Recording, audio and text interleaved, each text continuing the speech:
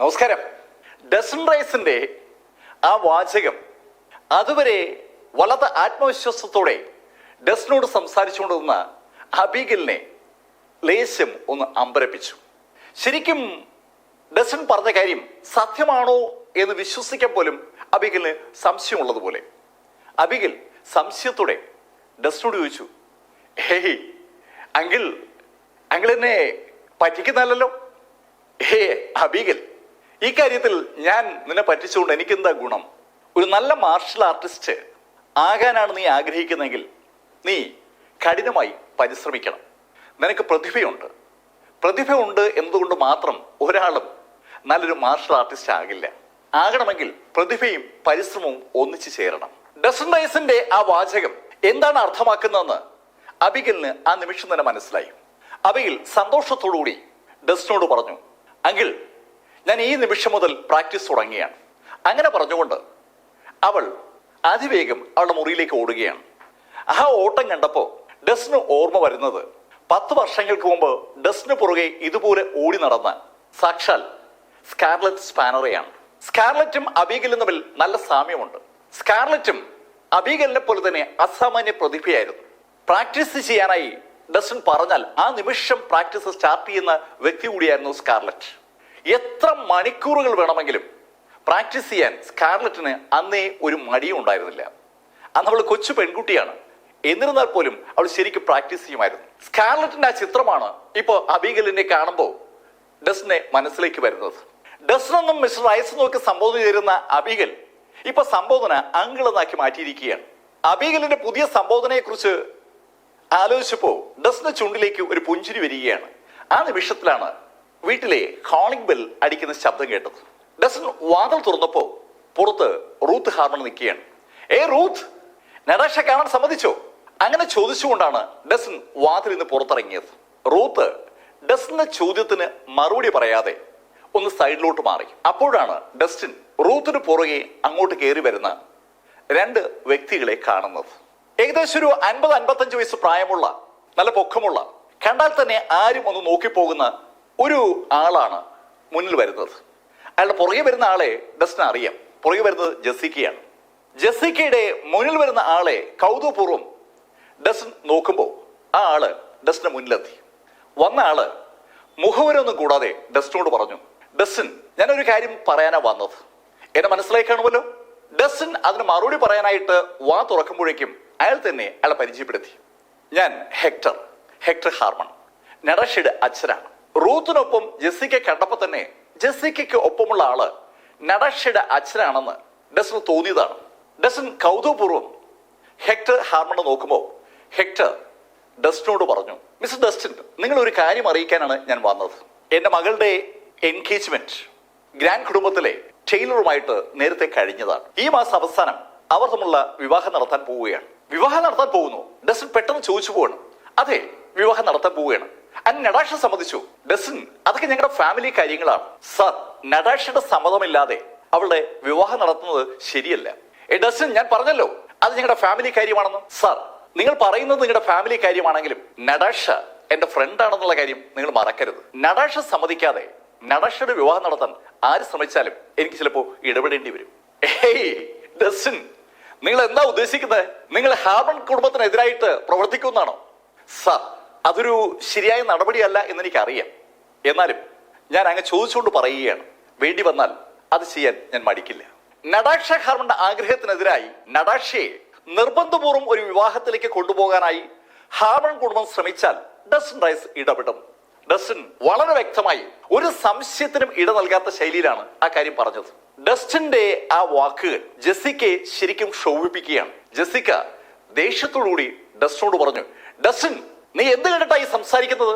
എന്റെ മകൾ വിവാഹം കഴിക്കുന്നത് ഗ്രാൻഡ് കുടുംബത്തിൽ നിന്നാണ്. ഗ്രാൻഡ് കുടുംബത്തിനെ കുറിച്ച് ഡസ്റ്റിൻ എന്തെങ്കിലും അറിയാവോ?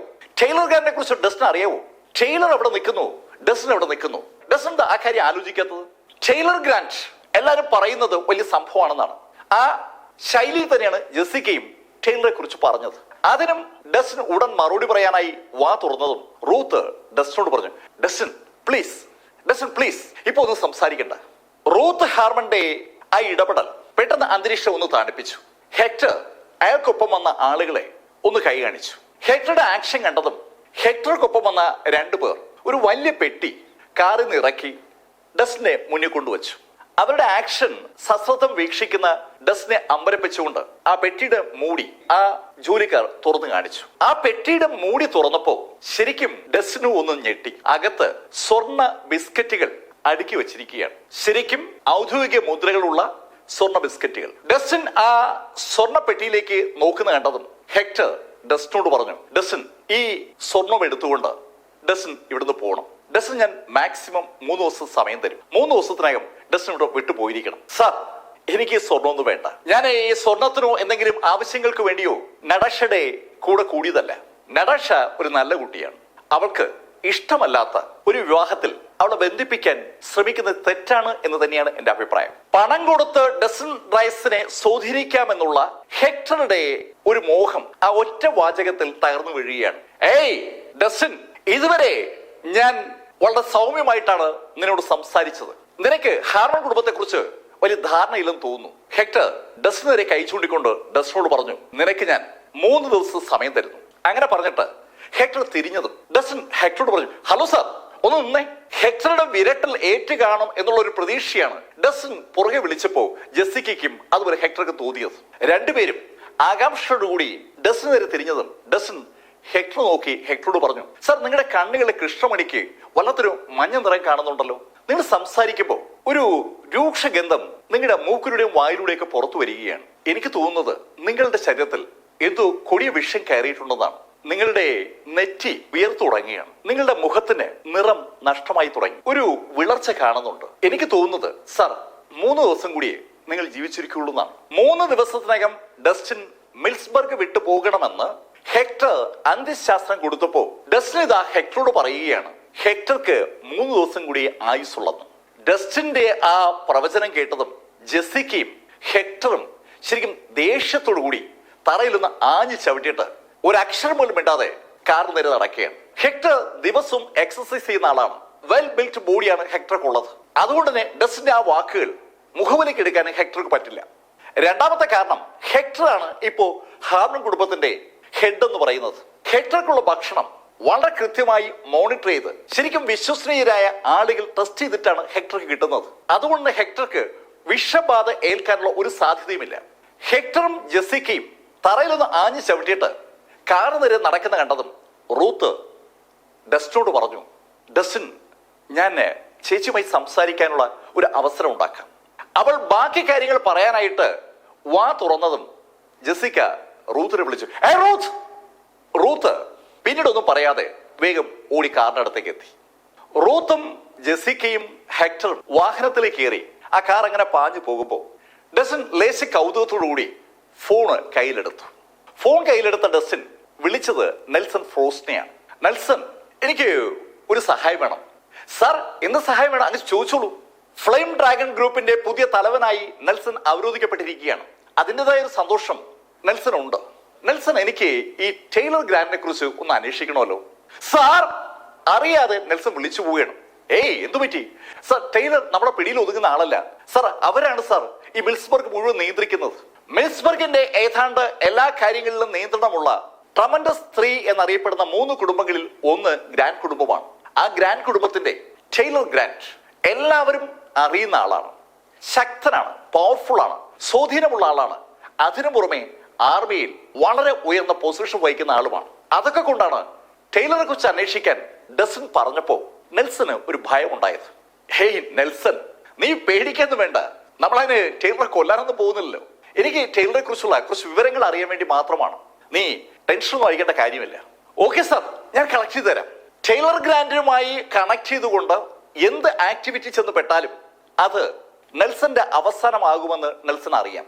നെൽസൺ മാത്രമല്ല അവസാനിക്കുക, ഫ്ലെയിം ഡ്രാഗൺ ഗ്രൂപ്പും ഭൂമിയിൽ നിന്ന് അപ്രത്യക്ഷമാവും. ടൈലർ ഒരു ടെറർ തന്നെയാണ്. സദേൺ മേഖലയിൽ ടൈലർക്കൊപ്പം നിൽക്കാൻ കപ്പാസിറ്റിയുള്ള ഒരാൾ പോലും ഇല്ല എന്നുള്ള കാര്യം നെൽസന് നന്നായിട്ട് അറിയാം. സകല ചെറുപ്പക്കാരും അവരുടെ ഒരു റോൾ മോഡലായി കാണുന്നത് തന്നെ ടൈലർ ഗ്രാൻഡിനെയാണ്. ടൈലർ ഗ്രാൻഡിനെ പോലെ ശക്തനാകണം, ടൈലർ ഗ്രാൻഡിനെ പോലെ അധികാരം ഉണ്ടാകണം, ടൈലർ ഗ്രാൻഡിനെ പോലെ സ്വാധീനമുള്ള ആളാകണം. അങ്ങനെയൊക്കെയുള്ള ആഗ്രഹമാണ് മാർഷൽ ആർട്സിൽ ജോയിൻ ചെയ്യുന്ന സകല ചെറുപ്പക്കാർക്കും ഉള്ളത്. അതുകൊണ്ടാണ് നെൽസൺ ഫ്രോസ്റ്റിന്റെ സംഭാഷണത്തിൽ ആ ഭയം നെടലിച്ചത്. ഡസൻ റൈസും നെൽസൺ ഫ്രോസ്റ്റും തമ്മിലുള്ള സംഭാഷണം അവിടെ അങ്ങനെ നടക്കുമ്പോൾ ഡസന്റെ കയ്യിൽ നിന്ന് കിട്ടിയ ആ ജെമിഫൻ ഗുളികയുമായി പാട്രിക് ഹിൽ അയാളുടെ വസതിയിലെത്തി. പാട്രിക് ഹിൽ ഡസ്റ്റിനോട് അവന്റെ അച്ഛനാണ് അസുഖം എന്ന് പറഞ്ഞെങ്കിലും യഥാർത്ഥത്തിൽ അസുഖബാധിതനായി കിടക്കുന്നത് അവന്റെ മുത്തച്ഛനാണ്. പാട്രിക്ക് വീട്ടിലെത്തുമ്പോൾ പാട്രിക്കിന്റെ മുത്തച്ഛൻ പോൾ ഹിൽ ഒരു വല്ലാത്ത അവസ്ഥയിൽ അയാളുടെ ബെഡിൽ കിടക്കുകയാണ്. പോൾ ഹില്ലിന് ചുറ്റുമായി അനവധി ആളുകൾ നിൽക്കുകയാണ്. മെഡിക്കൽ മേഖലകളിൽ നിന്നുള്ള പലരും അവിടെ ഉണ്ട്. ശരിക്കും വിഷമിച്ച് നിൽക്കുന്നത് പോൾ ഹില്ലിന്റെ മകൻ സ്പ്രിംഗ് ഹില്ലാണ്. സ്പ്രിങ് അടുത്ത് നിൽക്കുന്ന ഡോക്ടേഴ്സിനോട് ചോദിക്കുന്നുണ്ട്, നിങ്ങൾ എന്തായി പറയുന്നത്? എന്റെ അച്ഛനെ രക്ഷപ്പെടുത്താൻ പറ്റില്ലെന്നാണോ? സർ, ക്ഷമിക്കണം, അങ്ങയുടെ അച്ഛന്റെ അസുഖം വല്ലാതെ കടുത്തിരിക്കുകയാണ്. ഞങ്ങൾ വിചാരിച്ചാൽ ഒന്നും ചെയ്യാൻ പറ്റില്ല. സ്റ്റോൺ റേയിൽ നിന്ന് വിദഗ്ധ ഡോക്ടേഴ്സ് എത്തിയാലേ എന്തെങ്കിലും ചെയ്യാൻ പറ്റൂ. ആ ഡോക്ടേഴ്സ് അങ്ങനെ പറഞ്ഞപ്പോ അകത്തേക്ക് കടന്നു വന്ന ചെറുപ്പക്കാരൻ സ്പ്രിങ്ങിനോട് പറഞ്ഞു, അങ്കിൾ ഭയക്കേണ്ട കാര്യമില്ല, സ്റ്റോൺ റേയിൽ നിന്ന് ഡോക്ടേഴ്സ് വരുന്നുണ്ട്. സ്റ്റോൺ റേ വാലി ബേസ് ചെയ്തുകൊണ്ട് ഒരു വലിയ മെഡിക്കൽ അസോസിയേഷൻ ഉണ്ട്. അനവധി മെഡിക്കലായ ഡോക്ടേഴ്സും റിസർച്ചേഴ്സും ഒക്കെ ഉള്ള ഒരു വലിയ സംഭവമാണ്. അവിടെ നിന്നുള്ള ഏതെങ്കിലും മെഡിക്കലായ ഡോക്ടേഴ്സ് എത്തിയാൽ മാത്രമേ പോൾ ഹില്ലിന്റെ അസുഖം ഭേദപ്പെടുത്താനാകൂ എന്ന് ആ ഡോക്ടേഴ്സ് പറഞ്ഞപ്പോ വിഷമിച്ചു നിന്ന സ്പ്രിങ്ങിന് അകത്തേക്ക് വന്ന ആ ചെറുപ്പക്കാരൻ പറഞ്ഞ വാചകം കേട്ടപ്പോ ഒരു സന്തോഷം തോന്നി. ടോർബിൻ, നീ പറഞ്ഞ ശരിയാണോ? അങ്കിൾ, ഞാൻ വെറുതെ പറയില്ലല്ലോ.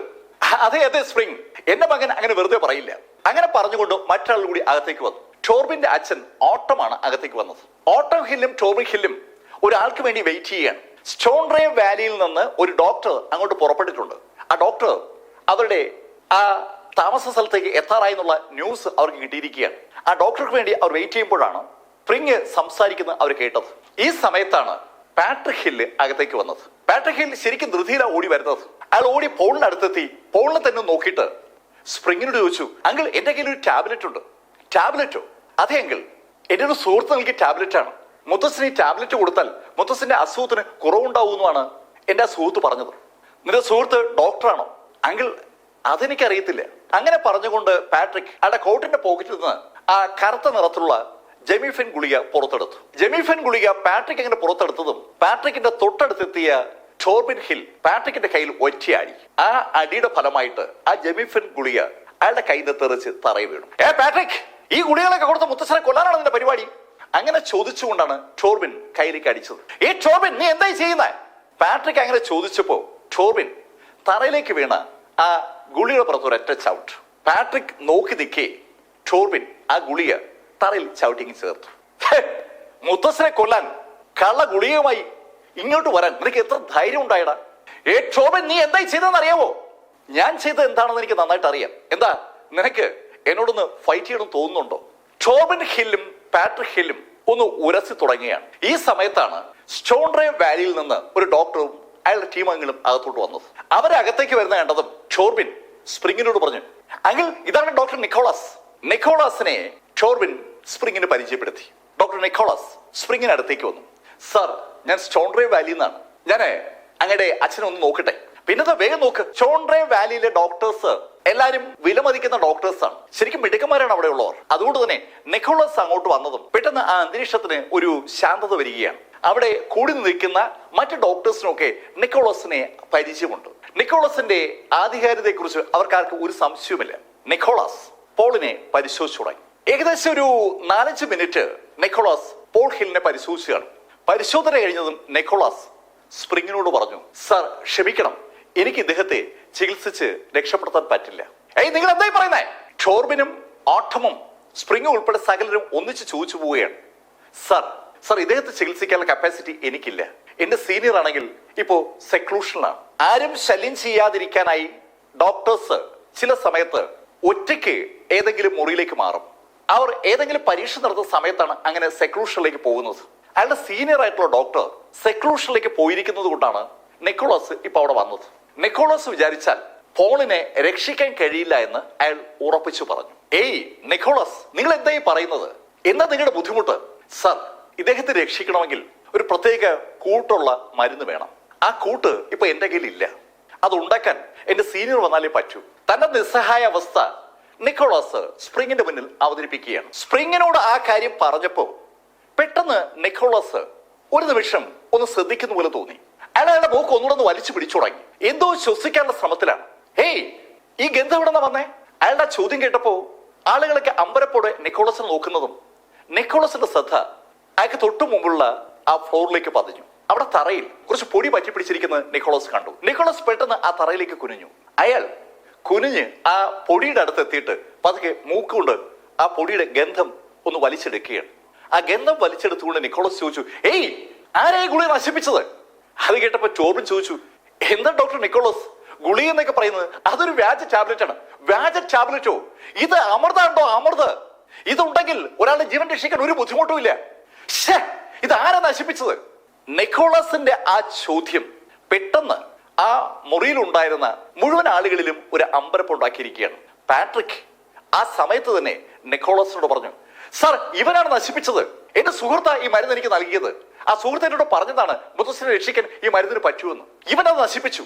പാട്രിക്കിന്റെ ആ പൊട്ടിത്തെറിച്ചുള്ള അഭിപ്രായം കേട്ടതും നിക്കോളസ് പെട്ടെന്ന് തറന്ന് ചാടി എണീറ്റ് പാട്രിക്കിനോട് പറഞ്ഞു, ഏയ് നിന്റെ സുഹൃത്തിനെ വിളിക്ക്. നിന്റെ സുഹൃത്തിനെങ്കിൽ ഇനി മരുന്ന് കാണും, വിളിക്ക്. അദ്ദേഹം വിചാരിച്ചാൽ ഉറപ്പായിട്ട് നിന്റെ മുത്തശ്ശനെ രക്ഷിക്കാൻ പറ്റും. നിക്കോളസ് അത് പറഞ്ഞതും സ്പ്രിങ്ങും പാട്രിക്കിനോട് പറഞ്ഞു, ഏയ് പാട്രിക് വിളിക്ക്, നിന്റെ സുഹൃത്തിനെ വിളിക്ക്. പാട്രിക് ഉടൻ തന്നെ ഡസ്റ്റിനെ കോൺടാക്ട് ചെയ്തു. ഡസ്റ്റിനോട് പാട്രിക് കാര്യങ്ങളൊക്കെ പറഞ്ഞു.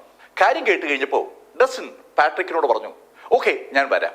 പാട്രിക് ഉടൻ തന്നെ അവരുടെ വീടിന്റെ ലൊക്കേഷൻ ഡസ്റ്റിന് ഷെയർ ചെയ്തു. ഏകദേശം ഒരു 45-50 മിനിറ്റ് കഴിഞ്ഞപ്പോ ഡസ്റ്റിൻ സ്ഥലത്തെത്തി. ഡസ്റ്റിനെ കാത്ത് പാട്രിക് ആ വീടിന്റെ ഗേറ്റ് തന്നെ നിൽക്കുകയാണ്. ഡസ്റ്റിന്റെ വാഹനം ഗേറ്റിലെത്തിയതും പാട്രിക് ഡസ്റ്റിനെയും കൊണ്ട് വേഗം പോളിന്റെ അടുത്തെത്തി. ഡസ്റ്റിനെ കണ്ടപ്പോ നിക്കോളസിന് ശരിക്കൊരു കൗതുകം. ഒരു 25-26 വയസ്സ് പ്രായമുള്ള ഒരു സുന്ദരനായ ചെറുപ്പക്കാരനാണ് അവിടെ എത്തിയിരിക്കുന്നത്. അയാളുടെ കയ്യിൽ ശരിക്കും അമ്പരപ്പിക്കുന്ന ഗുണങ്ങളുള്ള ഒരു ടാബ്ലറ്റ് ഉണ്ടെന്നുള്ള കാര്യം നിക്കോളസിനെ തെല്ലെന്നൂല അമ്പരപ്പിച്ചിരിക്കുന്നത്. നിക്കോളസ് അമ്പരപ്പോടുകൂടി അതിശയത്തോടുകൂടി ലേശ പ്രതീക്ഷയോടുകൂടി ഡസ്റ്റിനോട് ചോദിച്ചു, ഹലോ നിങ്ങളുടെ കയ്യിൽ ആ ഗുളിക ഇഷ്ടംപോലെ ഉണ്ടോ? ഇല്ല, എനിക്കത് പാരമ്പര്യമായിട്ട് കിട്ടിയതാണ്. 2 ഗുളികയാണ് എൻ്റെ കയ്യിൽ ഉണ്ടായിരുന്നത്. ഒന്ന് ഞാൻ പാട്രിക്കിന് കൊടുത്തു, ഇനി ഒരെണ്ണം ഉണ്ട്. ഒരു ഗുളിക കൂടി മാത്രമേ ഇനി ഡസ്റ്റിന്റെ കയ്യിലുള്ളെന്ന് ഡസ്റ്റിൻ പറഞ്ഞപ്പോ നിക്കോളസിന്റെ മുഖം അങ്ങ് വിവരണമായി. ഒരു ഗുളിയെങ്കിലും നിക്കോളസിന് കിട്ടിയിരുന്നെങ്കിൽ അതിന്റെ ഇൻഗ്രീഡിയൻസ് കണ്ടുപിടിക്കാൻ ചോൺ റേ വാലിയിലെ സയന്റിസ്റ്റുകൾക്ക് എളുപ്പം പറ്റുമായിരുന്നു. ശരിക്കും അമേസിംഗ് എന്ന് വിളിക്കാൻ കഴിയുന്ന ശൈലിയിലുള്ള ഒരു മരുന്നാണ് അതെന്ന് ആ പൊടിഞ്ഞുപോയ ഗുളിക മണത്ത് നോക്കിയപ്പോ തന്നെ നിക്കോളസിന് മനസ്സിലായതാണ്. നിക്കോളസിന്റെ മുഖത്ത് ശരിക്കും വിഷമമുണ്ട്. നിക്കോളസിന്റെ മുഖഭാവം ശ്രദ്ധിച്ച സ്പ്രിങ് ഡസ്റ്റിനോട് പറഞ്ഞു, ഹലോ സുഹൃത്തെ, നിങ്ങളുടെ കയ്യിൽ ഒരു ഗുളികയില്ലേ? നിങ്ങൾ ആ ഗുളിക എന്റെ അച്ഛന് കൊടുക്ക്. സ്പ്രിങ്ങിന്റെ ആ വാചകം കേട്ടതും ചോർബിൻ ഡസ്റ്റിനോട് പറഞ്ഞു, ഏയ് നീ ഗുളിക കൊടുക്കുന്നൊക്കെ കൊള്ളാം. ഗുളിക കൊടുത്തിട്ട് എന്റെ ഗ്രാൻഡ് പേക്ക് എന്തെങ്കിലും പറ്റിയാൽ നീ പിന്നെ ഇവിടുന്ന് ജീവനോടെ പുറത്തു പോകത്തില്ല. ചികിത്സിക്കാൻ വന്ന ഡോക്ടറോടുള്ള ചോർബിന്റെ ആ ശൈലിയുള്ള സംഭാഷണം പാട്രിക്കിന് തീരെ അങ്ങോട്ട് ഇഷ്ടപ്പെട്ടില്ല. പാട്രിക് ചോർബിനോട് പറഞ്ഞു, ഏയ് ചോർബിൻ, നീ എന്തായി പറയുന്നത്? ഇങ്ങനെയാണോ ഗ്രാൻഡ് പേ രക്ഷിക്കാൻ വരുന്ന ആളോട് സംസാരിക്കുന്നത്? ഏയ് പാട്രിക്, ഇയാള് ഇങ്ങോട്ട് വന്നല്ലേ ഉള്ളൂ, ഗ്രാൻഡ് പേ രക്ഷിച്ചില്ലല്ലോ. അതിനു മുമ്പ് നീ അഭിപ്രായം ഒന്നും പറയണ്ട. ചോർബിന്റെ ആ വാചകം കേട്ടതും ഡസ്റ്റിൻ സ്പ്രിങ്ങിനോട് പറഞ്ഞു, സാർ ഞാൻ നിങ്ങളുടെ അച്ഛനെ രക്ഷിക്കാം, പക്ഷെ ഒരു കണ്ടീഷൻ ഉണ്ട്. എന്താ കണ്ടീഷൻ? സാർ എനിക്ക് ഇതിന്റെ വില തരണം. എത്ര വില? ഡസ്റ്റിൻ ഒരു വിരൽ ഉയർത്തി കാണിച്ചു. $1 മില്യൺ? അല്ലല്ല, $100 മില്യൺ. $100 മില്യൺ എന്ന് ഡസ്റ്റിൻ പറഞ്ഞതും പെട്ടെന്ന് ആ മുറിയിൽ വല്ലാത്തൊരു ശാന്തത ഉണ്ടാവുകയാണ്. ആ ശാന്തത ഭേദിച്ചുകൊണ്ട് ചോർബിന്റെ സൗണ്ട് ഉയർന്നു, എടാ നീ എന്താ കൊള്ളക്കിറങ്ങിയിരിക്കണം? ചോർബിന്റെ ആ വാചകം പൂർത്തീകരിച്ചതും ഡസ്റ്റിൻ സ്പ്രിങ്ങിനോട് പറഞ്ഞു, സാർ എന്റെ ഗുളികയ്ക്ക് $200 മില്യൺ വില. നീ ഇതാ വില കൂട്ടുന്നത്? സാർ എന്റെ ഗുളികയ്ക്ക് $300 മില്യൺ വില. ചോർബിൻ ഓരോ വാചകം പറയുമ്പോഴും ഡസ്റ്റിൻ വില കൂട്ടുകയാണ്. ചോർബിൻ പിന്നെയും വാ തുറക്കാൻ ശ്രമിച്ചതും സ്പ്രിങ് കൈ ഉയർത്തി ഒരൊറ്റയാടി. മിണ്ടരുത്! ചോർബിനെ നോക്കിക്കൊണ്ട് സ്പ്രിങ് അലറുകയാണ്. അവിടെ നിൽക്കുന്ന മറ്റു ഡോക്ടേഴ്സിനൊക്കെ ആ നിമിഷത്തിൽ ചോർബിനെ സ്പ്രിങ് തല്ലിയത് നന്നായി എന്നൊരു അഭിപ്രായമാണ് പൊതുവെ ഉള്ളത്. പക്ഷെ ആ അഭിപ്രായമില്ലാത്ത ഒരാൾ കൂടി ആ കൂട്ടത്തിലുണ്ട്. അത് സാക്ഷാൽ ഓട്ടമാണ്, ചോർബിന്റെ അച്ഛൻ. ഓട്ടം സ്പ്രിങ്ങിനോട് പറഞ്ഞു, ഏയ് സ്പ്രിങ്, നീ എന്തായി ചെയ്തേ? ഓട്ടം, ഇപ്പോ നീയും മിണ്ടാതിരിക്കണം, അല്ലെങ്കിൽ ഓട്ടം അടി വാങ്ങുമെന്നാണ് സ്പ്രിങ് പറയാതെ പറയുന്നത്. സ്പ്രിങ്ങിന്റെ മുഖഭാവം മാറുന്ന കേട്ടതും ഓട്ടം നിശബ്ദനായി.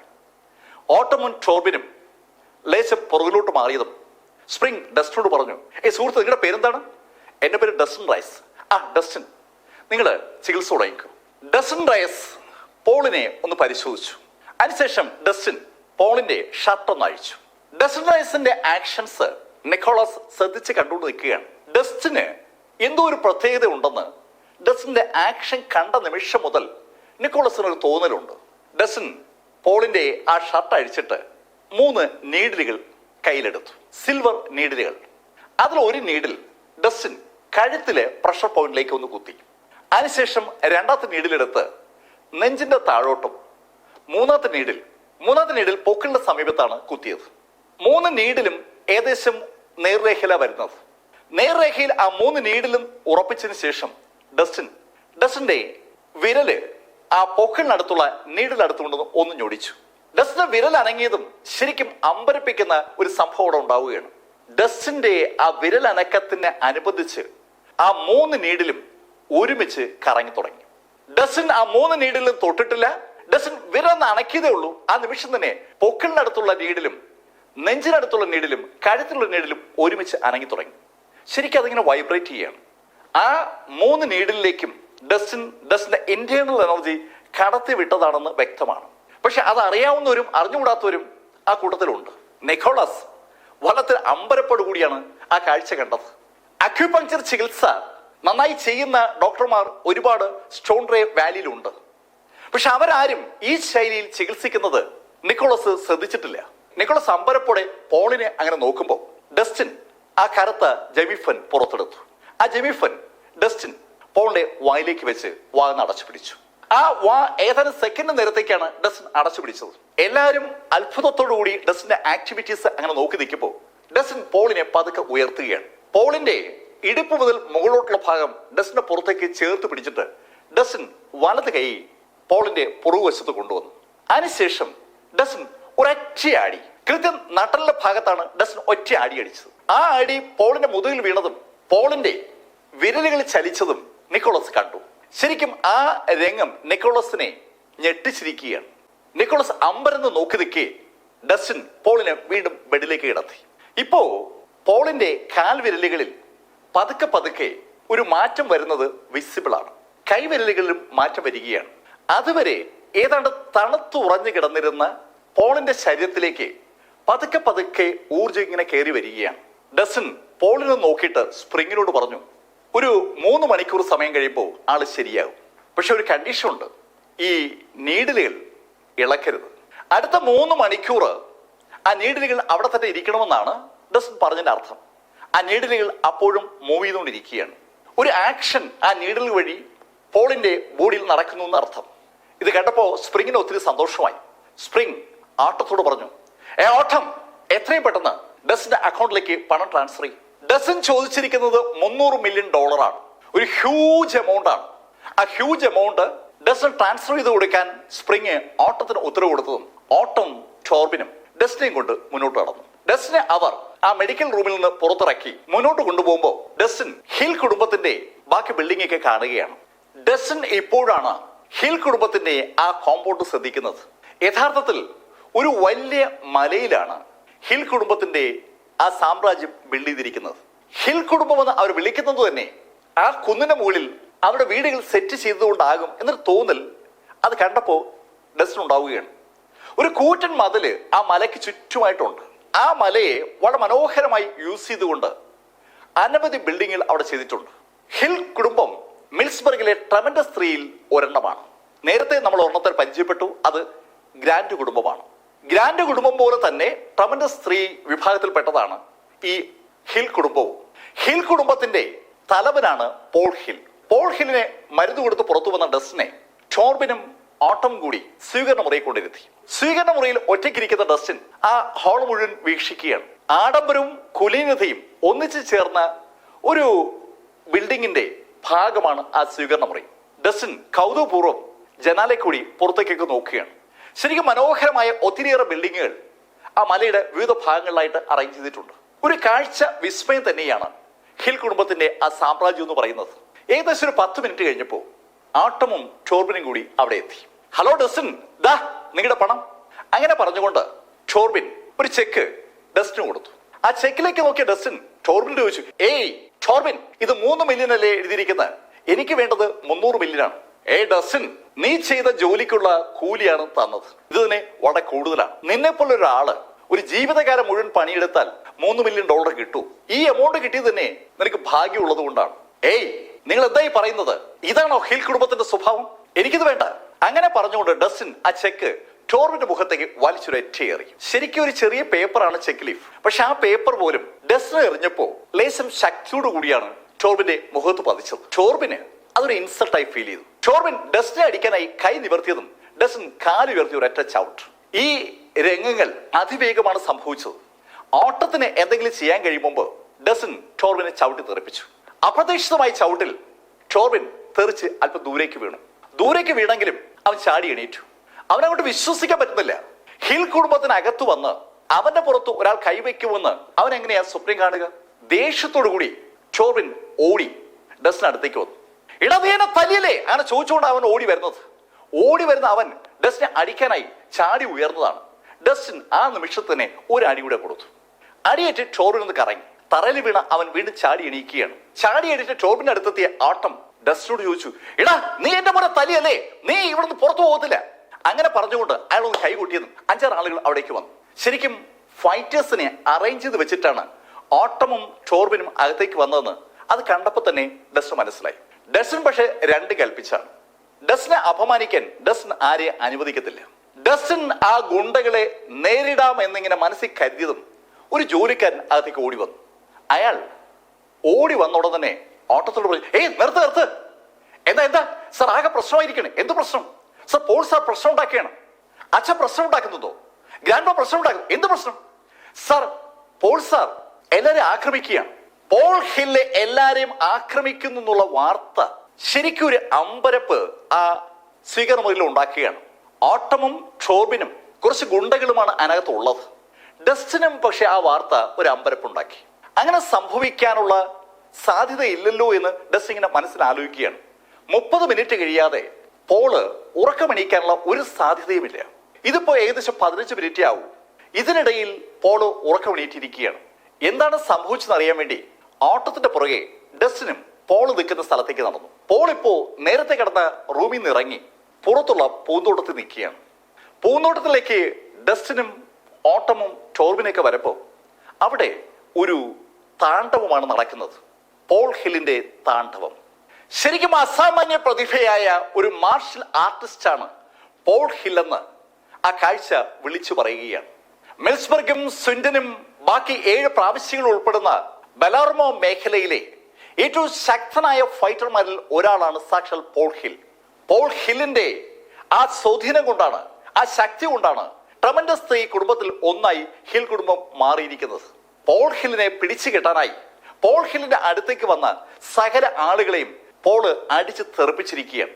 പോള് ആ പൂന്തോട്ടത്തെ ആകെ നശിപ്പിച്ചുകൊണ്ടിരിക്കുകയാണ്. പോളിന്റെ കൈ പതിയുന്നത് മരമാണെങ്കിലും ചെടിയാണെങ്കിലും ചെടിച്ചട്ടിയാണെങ്കിലും സകലതും പൊടിഞ്ഞു തെറിക്കുകയാണ്. ശരിക്കും വല്ലാത്തൊരു ഫോഴ്സ് പോളിനുണ്ട്. ഡസൻ റൈസും ആട്ടമും ടോർബിനും ഓടിയെത്തിയത് സ്പ്രിങ്ങിന്റെ അടുത്തേക്കാണ്. സ്പ്രിങ്ങും പാട്രിക്കും ഒക്കെ അവിടെയുണ്ട്. അനവധി ഡോക്ടേഴ്സ് അവിടെ നിൽക്കുകയാണ്. എല്ലാവരും അമ്പരപ്പോടെയാണ് പോളിന്റെ ആ ആക്ടിവിറ്റീസ് കാണുന്നത്. പോളിന് വട്ടായിരിക്കുകയാണ്. ഡസ്റ്റിനും ആ കാഴ്ച വല്ലാത്തൊരു ഞെട്ടൽ ഉണ്ടാക്കിയിട്ടുണ്ട്. സകലരും അമ്പരപ്പോടുകൂടി ഇനി എന്ത് ചെയ്യണമെന്നതിനെ കുറിച്ച് ആലോചിക്കുമ്പോൾ ഡസ്റ്റിൻ പോളിനെ തന്നെ നിരീക്ഷിക്കുകയാണ്. പോള് ഡസ്റ്റിന് തിരിഞ്ഞു നിന്നാണ് അവിടെയുള്ള ചെടികളെയും അവിടെ കാണുന്ന സകലതിനെയും നശിപ്പിച്ചുകൊണ്ടിരിക്കുന്നത്. ശരിക്കും അയാൾക്ക് ഭ്രാന്ത് വന്നിരിക്കുകയാണ്. കാണുന്ന എല്ലാം എടുത്ത് അയാൾ തറയടിക്കുകയാണ്. അയാൾ പെട്ടെന്ന് തിരിഞ്ഞു. ആ നിമിഷത്തിൽ ഡസ്റ്റിന്റെ ശ്രദ്ധയിൽ ഒരു കാര്യം പെട്ടു. പോളിന്റെ പുറത്ത് ഡസ്റ്റിൻ തറച്ചിരുന്ന 3 സിൽവർ നീഡിലുകളിൽ ഒന്ന് മിസ്സായിരിക്കുകയാണ്. നെഞ്ചിന്റെ തൊട്ട് താഴെയുള്ള സിൽവർ നീഡിലാണ് ഇപ്പൊ കാണാത്തത്. 3 നീഡിലുകളും അവിടെ തന്നെ ഉണ്ടാകണമെന്ന് ഡസ്റ്റിൻ നിർബന്ധപൂർവ്വം പറഞ്ഞിരുന്നതാണ്. പക്ഷെ ആ നീഡിൽ ഒന്ന് മിസ്സായിരിക്കുകയാണ്. എന്താണ് സംഭവിച്ചതെന്ന് ഡസ്റ്റിന് ഒരു പിടിയില്ല. ഡസ്റ്റിൻ സംശയത്തോടു കൂടി പോളിനെ അങ്ങനെ നോക്കുമ്പോൾ പോള് അവരെ കണ്ടു. സ്പ്രിങ്ങും ഓട്ടമും ടോർബിനും പാട്രിക്കും ഡോക്ടേഴ്സും നിക്കോളസും ഒക്കെ നിൽക്കുന്ന ആ ആൾക്കൂട്ടത്തിനെ അപ്പോഴാണ് പോള് കാണുന്നത്. ആൾക്കൂട്ടത്തിനെ കണ്ടതും പോള് അവർക്ക് നേരെ കുതിച്ചു. പോളിന്റെ ആ കുതിപ്പ് അതൊരു കാഴ്ചയാണ്. ഒരു കാളക്കൂറ്റൻ കുതിച്ചു വരുന്നത് പോലെ പോൾ അങ്ങനെ വരുന്നത് കണ്ടതും സകലരും തിരിഞ്ഞു ഓടാൻ തുടങ്ങി. പോളിന്റെ കൈയിൽ പെട്ടാൽ അവരൊക്കെ കൊല്ലപ്പെടുമെന്ന് അവർക്കൊരു തോന്നൽ. പാട്രിക് ഡസ്റ്റിനോട് പറഞ്ഞു, ഡസ്റ്റിന് ഓടിക്കോ, അങ്ങനെ പറഞ്ഞുകൊണ്ടാണ് പാട്രിക് ഓടിയത്. ഏതാനും സ്റ്റെപ്പുകൾ ഓടിയ പാട്രിക്കിന് പെട്ടെന്ന് എന്തോ തോന്നി. പാട്രിക് തിരിഞ്ഞു നോക്കുമ്പോൾ ശരിക്കും അമ്പരപ്പിക്കുന്ന ഒരു കാഴ്ചയാണ് പാട്രിക് കാണുന്നത്. ഡസൻ റയസ് ഓടി വരുന്ന പോളിന് നേരെ നടക്കുകയാണ്. പോളിന്റെ അടുത്തുനിന്ന് ഓടി രക്ഷപ്പെടാനായിട്ട് ഡസ്റ്റിനോട് പറഞ്ഞ പാട്രിക് അമ്പരപ്പോടെയാണ് ആ കാഴ്ച കണ്ടത്.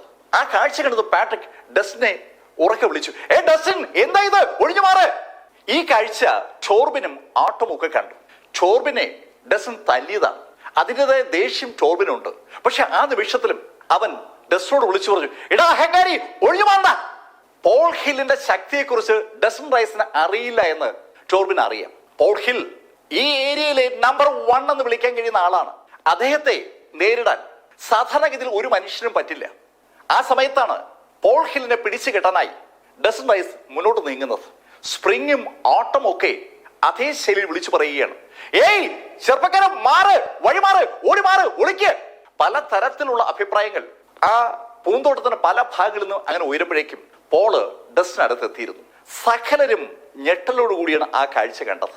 പോള് കൈ ഉയർത്തി ഒരു ഒറ്റ ഇടി. പോൾ ഹില്ലിന്റെ ശക്തമായ പഞ്ചിനെ തടുക്കാൻ ബലോർമ മേഖലയിൽ ഒരു മനുഷ്യനും കഴിയില്ല എന്നുള്ള കാര്യം എല്ലാവർക്കും അറിയാം.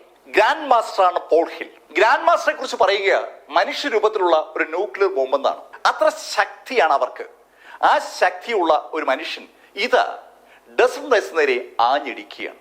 ഡസൻ തീർന്നു. അങ്ങനെ തോന്നലാണ് ആ കാഴ്ച പാട്രിക്കിൽ ഉണ്ടാക്കിയത്. പാട്രിക്ക് വിളിച്ചിട്ടാണ് ഡസ്റ്റിൻ അവിടേക്ക് വന്നത്. താൻ കാരണം ആ ചെറുപ്പക്കാരൻ കൊല്ലപ്പെടുമല്ലോ എന്ന് പാട്രിക്കിന് തോന്നിയ നിമിഷത്തിൽ പാട്രിക്കിന്റെ വാ തുറന്നുപോയ ഒരു രംഗം അവിടെ ഉണ്ടായി. പോൾ ഹില്ലിന്റെ ശക്തമായ പഞ്ചിനെ ഡസൻ കൈ കൊണ്ടങ്ങ് പിടിച്ചു.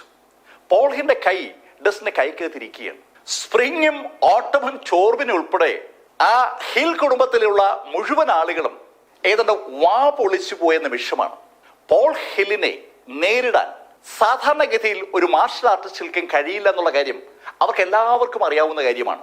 ശരിക്കും അസാമാന്യ പ്രതിഭാശാലിയായ ഗ്രാൻഡ് മാസ്റ്ററായ പോൾ ഹില്ലിന്റെ പഞ്ച് ഇത് ഡസൻ തടുത്തിരിക്കുന്നു എന്ന് മാത്രമല്ല, ഡസൻ തടുത്ത നിമിഷത്തിൽ പോള് താഴോട്ട് വീഴുകയും ചെയ്തിരിക്കുകയാണ്. യഥാർത്ഥത്തിൽ 2 കാര്യങ്ങൾ അവിടെ സംഭവിച്ചിരുന്നു. ഡസൻ പോൾ ഹില്ലിന്റെ വലത് കൈയിൽ പിടിച്ച അതേ നിമിഷത്തിൽ ഡസന്റെ ഇടത് കൈയിലെ സിൽവർ നീഡിൽ പോളിന്റെ ആ നെഞ്ചിന് താഴെയുള്ള ആ പ്രഷർ പോയിന്റിലേക്ക് തറച്ചു കയറുകയും ചെയ്തു. ആ നീഡിൽ തറച്ചു കയറിയതും അത് മൂവ് ചെയ്തു തുടങ്ങി. നീഡിലുമായി ബന്ധപ്പെട്ട കാര്യങ്ങളൊക്കെ ഡസന് ഇടത് കൈ ചെയ്യുമ്പോൾ വലത് കൈയിൽ ഡസൻ പോളിനെ പിടിച്ചിരിക്കുകയാണ്. പോള് താഴോട്ട് ചരിയുമ്പോൾ ഡസൻ കൂളായിട്ട് പോളിനെ തറയിലേക്ക് താഴ്ത്തി. അമ്പരപ്പോടുകൂടി ആളുകൾ അടുത്തേക്ക് ഓടി വരുമ്പോൾ അവർ കാണുന്നത് നിശ്ചലനായി കിടക്കുന്ന പോളിനെയാണ്. ഇപ്പോ പോളിന്റെ പുറത്ത് ആ 3 നീഡിലുകളുമുണ്ട്. കഴുത്തിലും നെഞ്ചിന് താഴെയും പൊക്കിളിന്റെ അടുത്ത് 3 നീഡിലും കറങ്ങിക്കൊണ്ടിരിക്കുകയാണ്. പോളിനെ ഒന്ന് നോക്കിയിട്ട് ഡസൻ സ്പ്രിങ്ങിനോട് പറഞ്ഞു, ഇനി കുഴപ്പമില്ല, ഇദ്ദേഹത്തെ ബെഡിലേക്ക് കൊണ്ട് കിടത്ത്. കുറച്ച് കഴിയുമ്പോൾ ഇദ്ദേഹം എണീറ്റുള്ളൂ. പിന്നെ കുഴപ്പമൊന്നും വരില്ല. പിന്നെ ഞാൻ എല്ലാവരോടുമായി ഒരിക്കൽ കൂടി പറയുകയാണ്, ഇദ്ദേഹത്തിന് കാവലുണ്ടാകണം. ഇദ്ദേഹത്തിന്റെ പുറത്തുള്ള ഈ നീഡിലുകൾ ഇനി ഇളകരുത്. വളരെ വ്യക്തമായൊരു നിർദ്ദേശമാണ് ഡസൻ റൈസ് ആ കൂടി നിൽക്കുന്ന ആളുകൾക്ക് കൊടുത്തത്. ഡസൻ അത്രയും പറഞ്ഞതും സ്പ്രിങ് ചിരിച്ചുകൊണ്ട് ഡസനോട് പറഞ്ഞു, ഡസൻ, താങ്ക് യു, നിങ്ങൾ എന്റെ അച്ഛനെ വീണ്ടും രക്ഷിച്ചു. ഹലോ സാർ, നിങ്ങൾ ഈ താങ്ക്സ് പറയുന്നതിൽ ഒരു ആത്മാർത്ഥതയുമില്ല എന്നാണ് എനിക്ക് പറയാനുള്ളത്. ഡസൻ, അതെന്താ അങ്ങനെ പറഞ്ഞത്? നിങ്ങളല്ലേ എനിക്ക് $300 മില്യൺ തരാമെന്ന് ഓഫർ ചെയ്തത്, എന്നിട്ട് എനിക്ക് നൽകിയത് വെറും 3 മില്യനാണ്. പറയുന്ന വാക്ക് പാലിക്കണ്ടേ? ഹിൽ കുടുംബം വാക്ക് പാലിക്കുന്ന കുടുംബമാണെന്നാണ് ഞാൻ കരുതിയത്. പക്ഷേ നിങ്ങളെന്താ ഇങ്ങനെ ആയിപ്പോയി? ഡസൻ റൈസിന്റെ ആ ചോദ്യങ്ങൾ ശരിക്കും ആ ഓഡിയൻസിനെ വല്ലാതെ അങ്ങ് വിഷമിപ്പിക്കുകയാണ്. പോൾ ഹില്ലിന്റെ ജീവൻ രക്ഷിച്ച ആ ഡോക്ടർക്ക് ഹിൽ കുടുംബം ഓഫർ ചെയ്ത പണം കൊടുക്കേണ്ടതാണ്. ഓഫർ ചെയ്ത പണത്തിന് പകരം അതിന് 100-1 മാത്രം കൊടുത്തത് ശരിയായ നടപടി അല്ല എന്ന് എല്ലാവർക്കും അറിയാം. ഓട്ടത്തിനെയും ടോർബിനെയും ഒന്ന് തറപ്പിച്ച് നോക്കിയിട്ട് സ്പ്രിങ് പാട്രിക്കിനോട് പറഞ്ഞു, പാട്രിക്, നീ തന്നെ അക്കൗണ്ട് സെക്ഷനിൽ ചെന്നിട്ട് ഡസന്റെ അക്കൗണ്ടിലേക്ക് ഇപ്പൊ തന്നെ പണം ട്രാൻസ്ഫർ ചെയ്യും, അഡീഷണൽ പേയ്മെന്റ് കൊടുക്കണം. അങ്ങനെ സ്പ്രിങ് ഉത്തരവിട്ടതും പാട്രിക് ഡസനെയും കൊണ്ട് മുന്നോട്ട് കടന്നു. പാട്രിക് ശരിക്കും സന്തോഷത്തിലാണ്. അവന്റെ സുഹൃത്താണ് ഡസൻ റൈസ്. ആ ഡസൻ റൈസ് ഇതാ അവന്റെ മുത്തശ്ശനെ രക്ഷിച്ചിരിക്കുന്നു. അതിനും അപ്പുറത്തേക്ക് അവന്റെ മുത്തശ്ശന്റെ ആ പഞ്ചിനെ ഡസൻ തടുത്തിരിക്കുന്നു. ഡസൻ ശക്തനാണെന്ന് പാട്രിക്കിന് അറിയാം. ഫ്ലെയിം ഡ്രാഗൺ ഗ്രൂപ്പ് പിടിക്കാനായി ഡസൻ നേരത്തെ ആ 4 ആളുകളെ അടിച്ചിട്ട രംഗം പാട്രിക് കണ്ടതാണ്. ഫ്ലെയിം ഡ്രാഗൺ ഗ്രൂപ്പിന്റെ തലവനായിരുന്ന ഹാളിന്റെ കഴുത്തിലേക്ക് ആ ഫോർക്ക് കുത്തിയിറക്കിയ ഡസനെയും പാട്രിക്കിന് ഓർമ്മയുണ്ട്. അപ്പോഴൊന്നും പക്ഷേ പാട്രിക് ഡസ്റ്റിന് ഇത്രയും പവർ ഉണ്ടെന്ന് കരുതിയിരുന്നല്ല. അവന്റെ മുത്തശ്ശന്റെ പവറിനെ കുറിച്ച് പാട്രിക്കിന് നല്ല ധാരണയാണ്. അതുകൊണ്ട് തന്നെ മുത്തശ്ശന്റെ പഞ്ച് തടുത്ത ഡസൻ റൈസ് ഒരു അസാമാന്യ പ്രതിഭാശാലിയാണെന്ന് മനസ്സിലാക്കാൻ പാട്രിക്കിന് മറ്റാരുടെ സഹായമൊന്നും വേണ്ട. പാട്രിക് ഡസ്റ്റിനെയും കൊണ്ട് അക്കൗണ്ട് സെക്ഷനിലേക്ക് പോകുമ്പോൾ ആ മുറിയിൽ നിന്ന് എല്ലാവരും ഒഴിഞ്ഞു. എല്ലാ ആളുകളും ഒഴിഞ്ഞപ്പോൾ സ്പ്രിംഗ് അയാളുടെ വലത് കൈ ഒന്ന് നിവർത്തി. അയാളുടെ വലത് കൈയിൽ ഒരു സിൽവർ നീഡിൽ ഇരിക്കുകയാണ്. ആ സിൽവർ നീഡിലേക്ക് നോക്കിയ അയാൾ അറിയാതെ പറഞ്ഞു പോവുകയാണ്, ഡസ്റ്റിൻ, നീ ശരിക്കും ശക്തനാണല്ലോ, നീ എന്റെ പ്ലാനൊക്കെ പൊളിച്ചല്ലോ. സ്പ്രിംഗ് ഇട്ട പ്ലാൻ അവിടെ പൊളിഞ്ഞിരിക്കുകയാണെന്ന് സ്പ്രിങ്ങിന് ഉറപ്പാണ്.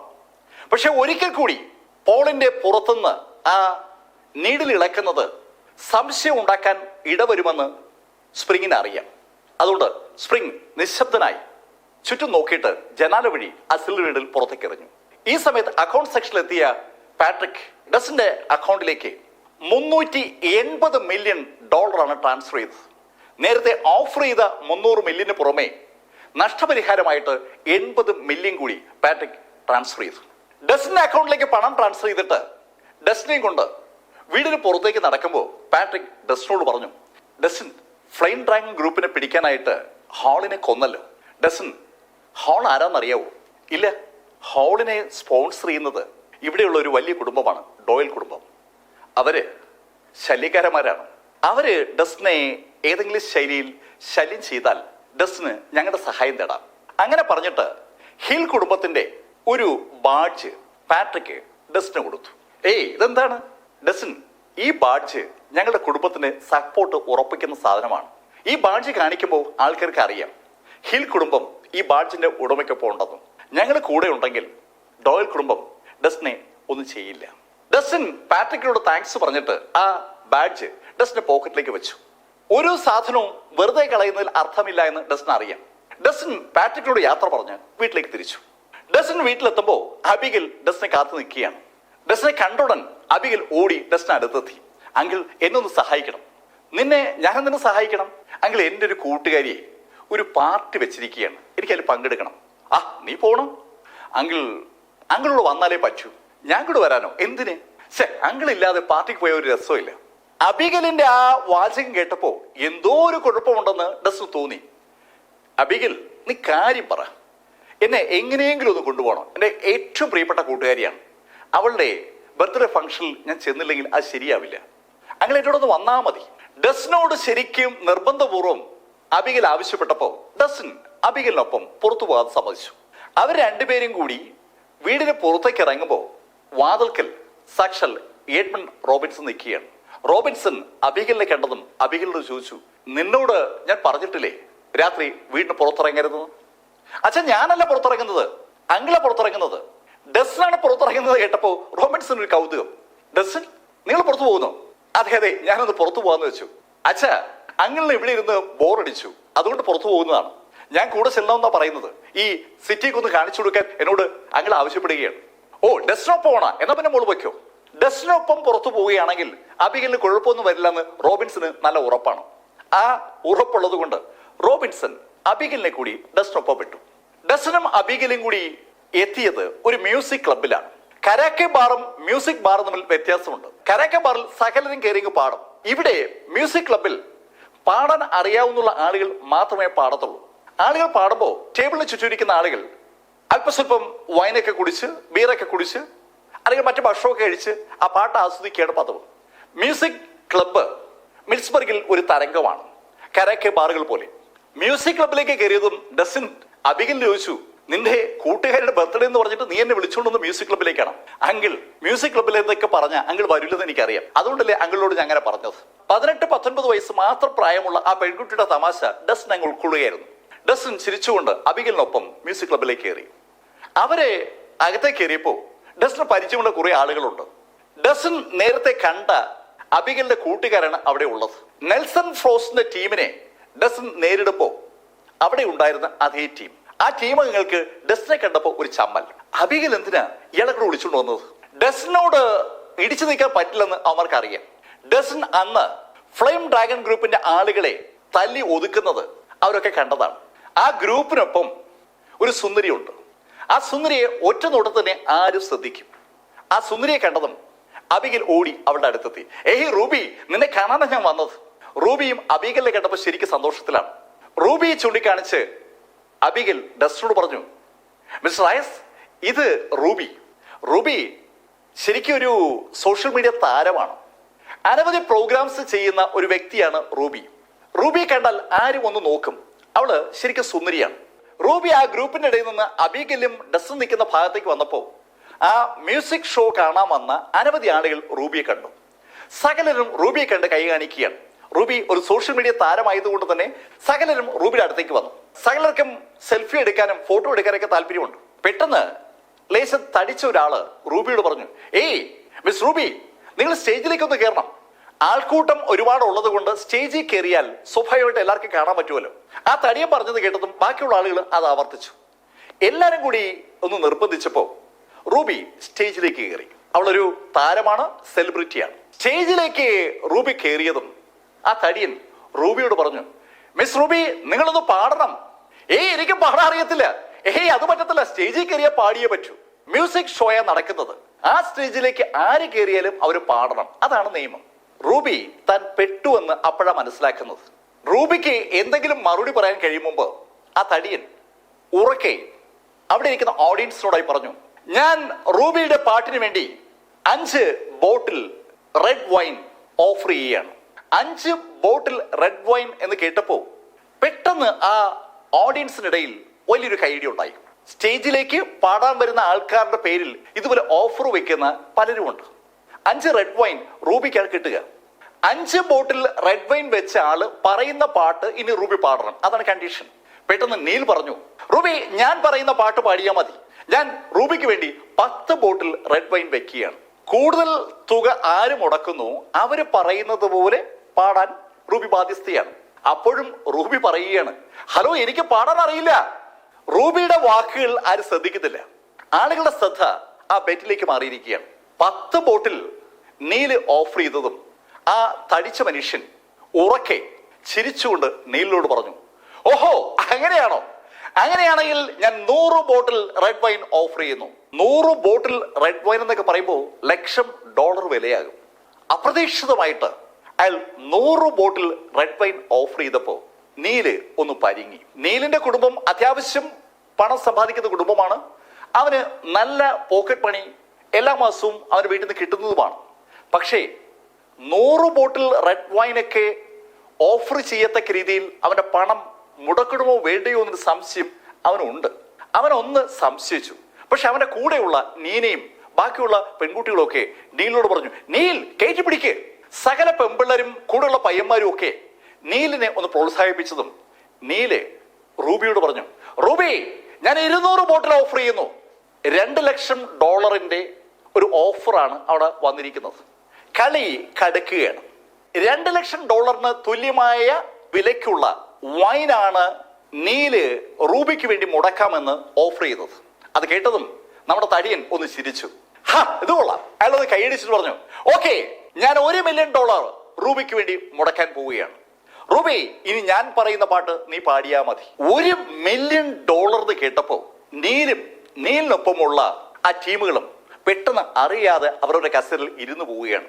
അതുവരെ ആവേശപൂർവ്വം എണീറ്റ് നിന്ന് ആ മത്സരത്തിൽ പങ്കെടുത്ത ആ ടീം അറിയാതെ ഇരുന്നു പോയതാണ്. നീല് ശരിക്കും വിറയ്ക്കുന്നുണ്ട്. അവന് പിടിച്ചു നിൽക്കാൻ പറ്റുന്ന എമൗണ്ട് അല്ല ആ തടിയൻ ഓഫർ ചെയ്തത്. ഈ സമയത്ത് റൂബിയാണ് ആകെ പെട്ടിരിക്കുന്നത്. റൂബി ആകെ വരണ്ടു നിൽക്കുകയാണ്. റൂബി ഉറക്കെ ആ തടിയനോട് പറഞ്ഞു, ഹലോ എനിക്ക് പാടാൻ അറിയില്ല. സാരമില്ല റൂബി എന്നോടൊപ്പം മദ്യപിച്ചാൽ മതി. അയാള് പതുക്കെ ഒരു ഗെയിം കളിച്ചു തുടങ്ങിയാണ്. റൂബി ഒരു സെലിബ്രിറ്റിയാണ്. ആ സെലിബ്രിറ്റി അയാൾക്കൊപ്പം മദ്യപിക്കുമ്പോൾ സ്വാഭാവികമായിട്ടും അയാൾക്ക് അതൊരു ഫോട്ടോയാക്കാം. റൂബി താൻ ഒരു കെണിയിൽ പെടുകയാണെന്ന് മനസ്സിലാക്കിയതും അയാളോട് പറഞ്ഞു, ഏയ് മദ്യപിക്കാനൊന്നും ഞാനില്ല. ഏയ് റൂബി നിനക്ക് വേറെ ഓപ്ഷൻ ഇല്ല. ഒന്നുകിൽ നീ പാടണം, ഇല്ലെങ്കിൽ എന്നോടൊപ്പം മദ്യപിക്കണം. അബിഗൽ ഈ കാഴ്ച കണ്ടുകൊണ്ട് നിൽക്കുകയാണ്. അബിഗൽ വളരെ അസ്വസ്ഥയാണ്. അബിഗൽ അറിയാതെ പറഞ്ഞു പോവുകയാണ്, അയ്യോ റൂബി പെട്ടല്ലോ, ഇനിയിപ്പോ എന്താ ചെയ്യുക? അബിഗലിന്റെ ആ വാചകം കേട്ടതും ഡസ്റ്റിൻ ഉറക്കെ പറഞ്ഞു, ഓക്കെ ഞാൻ റൂബിക്ക് വേണ്ടി $10 മില്യൺ മുടക്കുകയാണ്. തികച്ചും അപ്രതീക്ഷിതമായിട്ട് ഡസ്റ്റിൻ റയസ് $10 മില്യൺ മുടക്കണമെന്ന് കേട്ടതും നീലും കൂടെ ഉള്ളവരും കണ്ണു തുറച്ച് ഡസ്റ്റ് നോക്കുകയാണ്. ഡസ്റ്റിന് നന്നായിട്ട് ആളുകൾ തല്ലാൻ അറിയാം എന്നുള്ളത് നീലിനൊക്കെ ബോധ്യപ്പെട്ട കാര്യമാണ്. പക്ഷേ ഡസ്റ്റിന്റെ കയ്യിൽ പണം ഉണ്ടാകുമെന്ന് അവരാരും കരുതിയതല്ല. ഡസ്റ്റിനെ കണ്ടാൽ അങ്ങനെ തോന്നുമില്ല. അബിഗലിന്റെ വീട്ടിൽ ഒരു ഗസ്റ്റിനെ പോലെ താമസിക്കുന്ന ആളാണ് ഡസ്റ്റൻ റൈസ്. ആ ഡസ്റ്റിന്റെ കയ്യിൽ പണം ഉണ്ടാകുമെന്ന് അവരെങ്ങനെ വിശ്വസിക്കുക? ഡസ്റ്റൻ, നിങ്ങൾ എന്താ പറയുന്നത്? $10 മില്യൺ? അതെങ്ങനെ നിങ്ങൾ ജീവിതത്തിൽ കണ്ടിട്ടുണ്ടോ?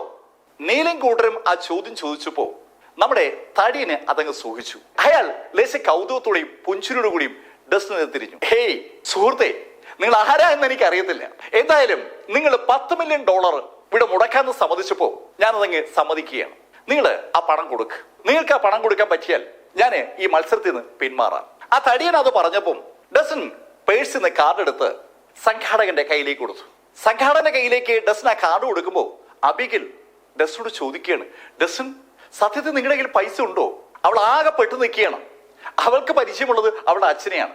അവളുടെ അച്ഛൻ വല്ലപ്പോഴും അവൾക്ക് വല്ല $50, $20, $10 പാർട്ടിക്ക് വേണ്ടി കൊടുക്കാറുണ്ട്. അതിനപ്പുറം പണം അവൾ കണ്ടിട്ടേയില്ല. അതിനപ്പുറമുള്ള പണത്തെക്കുറിച്ച് കേട്ടിട്ട് പോലും ഇല്ല എന്ന് പറഞ്ഞാൽ അതാണ് ശരി. ഇപ്പൊ ഇതാ അവളുടെ കൺമുമ്പിൽ ഡസ്റ്റൻ റൈസ് റൂബിക്ക് വേണ്ടി ഓഫർ ചെയ്യുന്നത് $10 മില്യൺ. അബിഗലും അവളുടെ അച്ഛനും 2 or 3 ജന്മം പണിയെടുത്താലും അത്രയും കാശ് ഉണ്ടാക്കാൻ പറ്റില്ല. അവർക്ക് മാത്രമല്ല, ഒരുമാതിരിപ്പെട്ട ആൾക്കാർക്കൊന്നും അത്രയും കാശ് ഉണ്ടാക്കാൻ പറ്റില്ല. $10 മില്യൺ ഒരു ഹ്യൂജ് എമൗണ്ട് ആണ്. ആ എമൗണ്ടിന്റെ വലുപ്പത്തെ കുറിച്ച് അറിയാവുന്ന നീലും കൂട്ടരും ഒക്കെ ഡസ്റ്റിനെ വല്ലാതെ നോക്കിയാണ്. ഡസ്റ്റിന്റെ കയ്യിൽ ആ പണം ഉണ്ടാകില്ലെന്ന് അവർക്ക് അറിയാം. റൂബിയെ രക്ഷിക്കാൻ വേണ്ടി ഡസ്റ്റിൻ ഒരു കളി കളിക്കുകയാണെന്ന് അവർക്കറിയാം. ഡസ്റ്റിൻ പെട്ടത് തന്നെ. ആ ധാരണ നമ്മുടെ തടിയനുമുണ്ട്. തടിയൻ കൗതുകപൂർവ്വം ഡസ്റ്റിനോട് പറഞ്ഞു, ഹേയ്, നിങ്ങളുടെ അക്കൗണ്ടിൽ പണമില്ലെങ്കിൽ നീ എന്റെ മുന്നിൽ മുട്ടുകുത്തേണ്ടി വരും. മുട്ടുകുത്തി നീ 5 പ്രാവശ്യം പട്ടി കുരയ്ക്കും പോലെ കുരയ്ക്കണം. അത് കേട്ടപ്പോൾ ഡസ്റ്റിൻ അയാൾക്ക് ചോദിച്ചു, എന്റെ അക്കൗണ്ടിൽ പണം ഉണ്ടെങ്കിൽ ഞാൻ അതുപോലെ മുട്ടുകുത്തി നിന്ന് നിന്റെ മുന്നിൽ കുരയ്ക്കും. പെട്ടെന്ന് തന്നെ ആ തടിയൻ മറുപടി പറയുകയാണ്. ആ സമയത്താണ് നമ്മുടെ സംഘാടകൻ ഡസ്റ്റിനോട് അയാളുടെ പാസ്വേഡ് ചോദിച്ചത്. ഡസ്റ്റിൻ പാസ്വേഡ് പറഞ്ഞു കൊടുത്തു. 1 സെക്കൻഡ് കഴിഞ്ഞതും ഡസ്റ്റിന്റെ മൊബൈലിൽ ഒരു മെസ്സേജ് വന്നു. മെസ്സേജ് വരുന്ന ശബ്ദം കേട്ടതും നീലും കൂട്ടരും പറഞ്ഞു, ഡസ്റ്റിൻ, പണമില്ലെന്ന് പറഞ്ഞുള്ള മെസ്സേജ് ആയിരിക്കും വന്നത്. ഒന്ന് നോക്കി. ആ തടിയനും അത് കേട്ട് ചിരിച്ചു. അതെ, പണമില്ലെന്നുള്ള മെസ്സേജ് ആയിരിക്കും. ഡസ്റ്റിൻ, റെഡി ആയിക്കോ, മുട്ടുകുത്താൻ റെഡി ആയിക്കോ. ഇനി നന്നായി കുരയ്ക്കാൻ അറിഞ്ഞുകൂടെങ്കിൽ അത് പഠിക്കുകയും വേണം കേട്ടോ. ഡസ്റ്റിൻ, നന്നായി കുരച്ചില്ലെങ്കിൽ അത് പ്രശ്നമാവേ. ഡസ്റ്റിനോട് ആ തടിയൻ അങ്ങനെ പറഞ്ഞതും ആ സംഘാടകൻ ഡസ്റ്റിന്റെ അടുത്തേക്ക് ഓടി വന്നു. സാർ ക്ഷമിക്കണം. പെട്ടെന്ന് ഡസ്റ്റിനോട് ആ സംഘാടകൻ അങ്ങനെ പറഞ്ഞപ്പോ അതുവരെ ചിരിച്ചുകൊണ്ടിരുന്ന ആളുകളൊക്കെ ഒന്ന് നിശബ്ദരായി. എന്താ സാർ, 10 മില്യന് പകരം ഞാൻ ടൈപ്പ് ചെയ്ത് 100 മില്യൺ ആയിപ്പോയി സാർ. അത്രയും എമൗണ്ട് അങ്ങയുടെ അക്കൗണ്ടിൽ നിന്ന് പിൻവലിക്കപ്പെട്ടിരിക്കുകയാണ്. ഡസ്റ്റൻ റൈസിന്റെ അക്കൗണ്ടിൽ നിന്ന് $100 മില്യൺ പിൻവലിക്കപ്പെട്ടു എന്ന് കേട്ടപ്പോ ഡസ്റ്റിന് അടുത്ത് നിന്ന അബിഗൽ ശരിക്കും ബോധം കെട്ട് താഴെ വീടില്ലെന്നേ ഉള്ളൂ. അവരുടെ കണ്ണിങ്ങനെ പുറത്തേക്ക് തള്ളി വരികയാണ്. അതേ അനുഭവം തന്നെയാണ് നീലിന്റെ കൂട്ടർക്കും ഉള്ളത്. $100 മില്യൺ, ഇന്ത്യൻ രൂപയെ പറഞ്ഞാൽ 800 കോടി രൂപയാണ്. അത്രയും തുക ഡസ്റ്റിന്റെ അക്കൗണ്ടിൽ ഉണ്ടായിരുന്നു എന്നുള്ള ആ യാഥാർത്ഥ്യം ഇത് അവർ തിരിച്ചറിയുകയാണ്. ഇപ്പോ നമ്മുടെ തടിയന്റെ മുഖഭാവങ്ങൾ മാറി. ശരിക്ക് അവനും പെട്ടുപോയിരിക്കുകയാണ്. ഡസ്റ്റിൻ സംഘാടകനോട് പറഞ്ഞു, സാരമില്ല, നിങ്ങളെ ബാക്കി പണം എന്റെ അക്കൗണ്ടിലേക്ക് ട്രാൻസ്ഫർ ചെയ്താൽ മതി. ഓക്കെ സാർ, ഞാൻ ഇപ്പൊ തന്നെ ചെയ്യാം. സംഘാടകന് യഥാർത്ഥത്തിൽ ആ പണം ട്രാൻസ്ഫർ ചെയ്യാനുള്ള കപ്പാസിറ്റി ഇല്ല. ആ സ്ഥാപനം റൺ ചെയ്യുന്ന അവന്റെ ഉടമയോട് പറഞ്ഞ് ആ ഉടമ ഇടപെട്ടാൽ മാത്രമേ പണം ട്രാൻസ്ഫർ ആവത്തുള്ളൂ. പണം റിസീവ് ചെയ്യാനുള്ള അനുവാദമല്ലേ സംഘാടകനുള്ളൂ. പണം തിരിച്ച് ഡസ്റ്റിന്റെ അക്കൗണ്ടിലേക്ക് ട്രാൻസ്ഫർ ചെയ്യാനുള്ള നടപടികളിലേക്ക് ആ ചെറുപ്പക്കാരൻ കടക്കുമ്പോൾ ഡസ്റ്റിൻ ആ തടിയനോട് പറഞ്ഞു, ഹലോ, ഇനി നമ്മുടെ ബെറ്റ്, നിങ്ങൾ പറഞ്ഞ ബെറ്റ് ഓർമ്മയുണ്ടല്ലോ, മുട്ടുകുത്താനാ ഞാനോ? അതൊരു തമാശയൊന്നുമല്ല, സീരിയസ് ആയിട്ടാണ് നമ്മൾ ബെറ്റ് വെച്ചത്. നിങ്ങൾ മുട്ടുകുത്തണം, എന്റെ മുന്നിൽ കുരയ്ക്കുകയും വേണം. മിസ്റ്റർ ഡസ്റ്റിൻ, നിങ്ങൾക്ക് ഞാൻ ആരെന്ന് അറിഞ്ഞുകൂടാത്തതിന്റെ ഒരു വിഷയമുണ്ട്. ഇവിടെ ഇരിക്കുന്ന പലർക്കും എന്നെ അങ്ങനെ അറിയില്ല. അതിൻ്റെതായ ഒരു വിഷയം നിങ്ങളുടെ ഈ പെരുമാറ്റത്തിൽ കാണുന്നുണ്ട്. ഞാൻ സസ്പെൻസുകളെ ഞാൻ ആരാന്നുള്ളത് പറഞ്ഞാൽ ആ വിഷയം തീരുമല്ലോ. ഹലോ, നിങ്ങൾ ആരെന്നുള്ളത് എന്റെ വിഷയമല്ല. ഞാൻ പറഞ്ഞില്ലേ നിങ്ങൾ മുട്ടുകുത്തണം. ഡസ്റ്റിൻ, ധൃതി പിടിക്കാതെ ഞാൻ ആരെന്ന് കേക്ക്.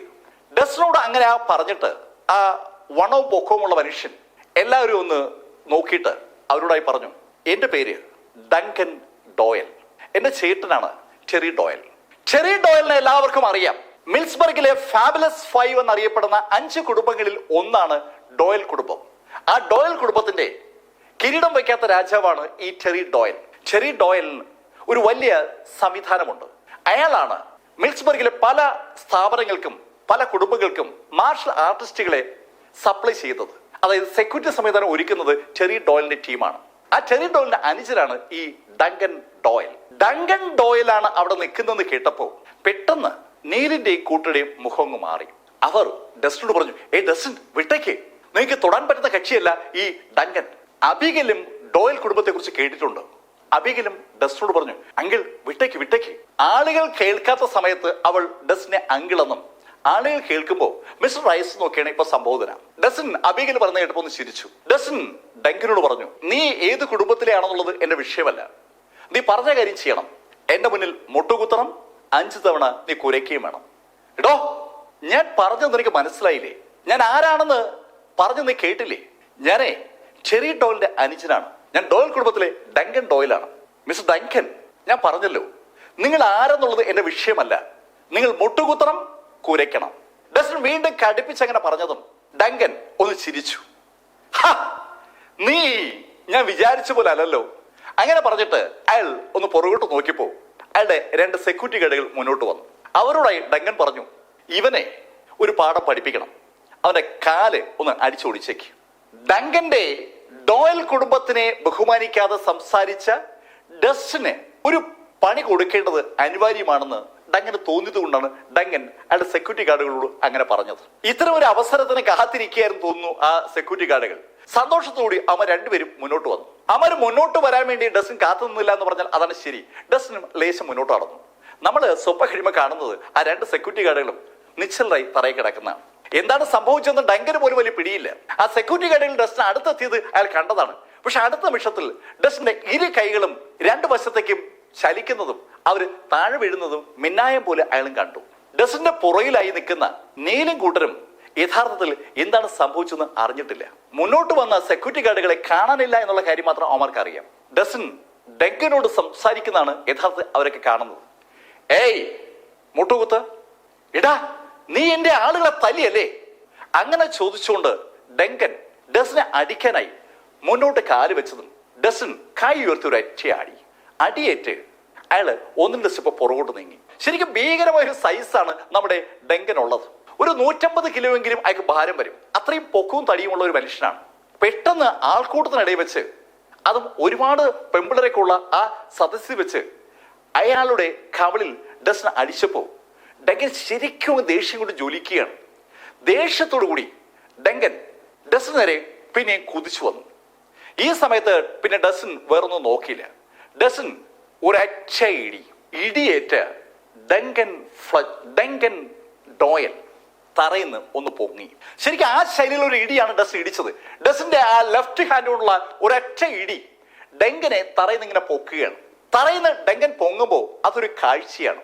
ഏകദേശം 150 കിലോയോളം ഭാരമുള്ള ഡങ്കൻ തറയിന്ന് ഇങ്ങനെ പൊങ്ങി ആ ടേബിളുകൾക്ക് മുകളിലൂടെ ഇങ്ങനെ പറന്ന് ഒരു ടേബിളിന്റെ മുകളിലേക്ക് വീണു.